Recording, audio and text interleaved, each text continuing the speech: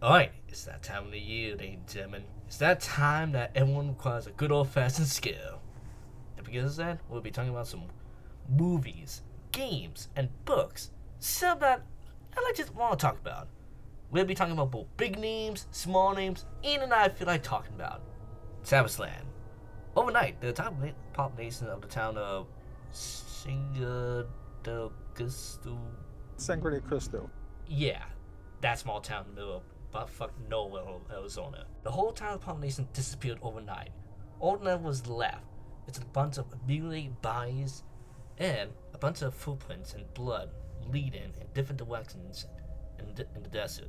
Law enforcement eventually arrived the next morning trying to figure out what happened. Eventually, they found the last and only survivor of the massacre, a illegal immigrant, Celso Salazar. They eventually charged him with the crime, believing that he's the one who single-handedly attacked and killed the whole town.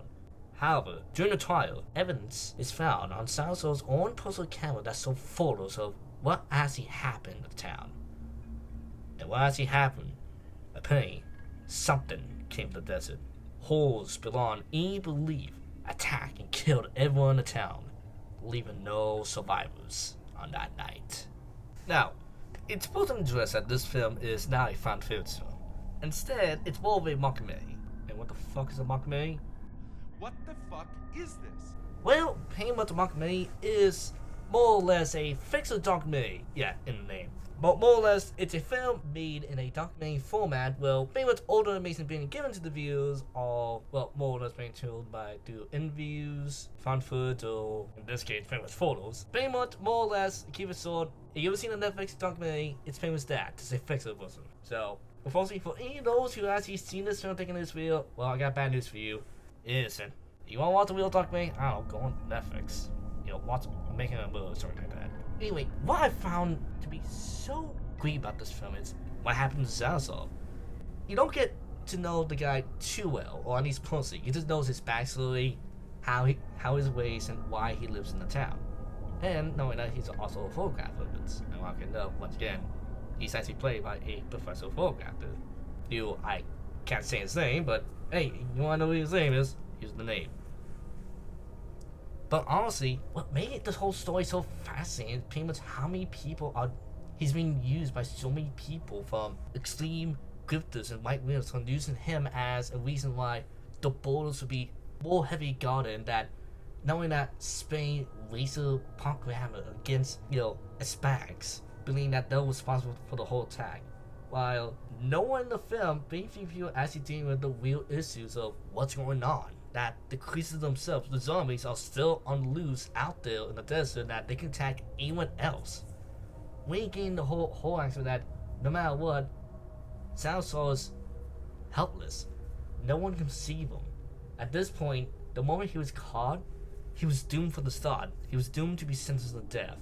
The whole public has used him as a scapegoat of what happened to the actual event, and many people in charge are even using him as to spread not only the political belief, but also using him as a way to stay in an office, another way to get more voters, vote for them, so that they can claim that they'll solve the actual problem, even though they don't even know or even talk about the real actual incident that actually happened in the town.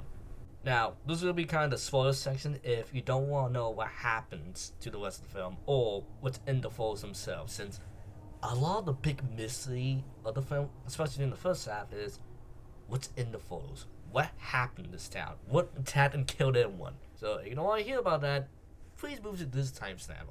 But yeah, watch the actual film. It's actually here on YouTube right now. Anyway, if you saw the film or we had a curiosity about what happened, the photos saw that the creatures that attacked the town are some sort of zombie-like being, though they never use the word zombies throughout the whole film. Instead, it's just up to your imagination and enough clues to put together that they're all more or less zombies, especially due to the fact that the first attack in the whole film is actually done by one of Salazar's own friends who was bitten by the creatures, and after succumbing to his own injuries, he eventually reanimated himself and attacked Salazar, attempting to eat him alive. Salazar was only able to get away by using a pickaxe and stabbing his friend through the head with it. And for the rest of the falls, Salazar attempted to run through the town as the creatures were falling behind him, attacking and killing anyone they see.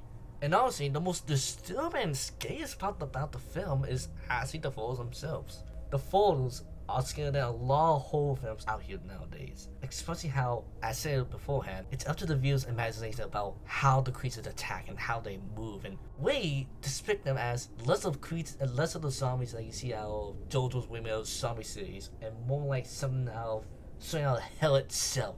Demons, creatures, something that only Lovecraft himself could come up with. The whole tale of you just showing in the photos and amazing about what happened, especially during the events of each photo, really brings the tale itself, as the viewer themselves are imagining how the creatures attack the town. And also probably the saddest moment of the film is when Salazar is attempted to rescue a little girl of a friend that he knows in the town, only for the girl to be trapped in a school.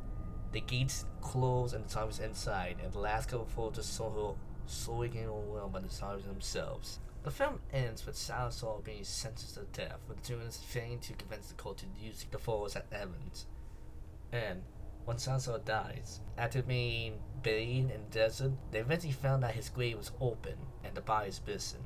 And there's a fun footage segment where, honestly, I just feel like the film, it feels unnecessary. It doesn't really add too much to the whole story at large, since it always sounds that Salazar has left the grave, so it just feels kind of pointless, and needs to be.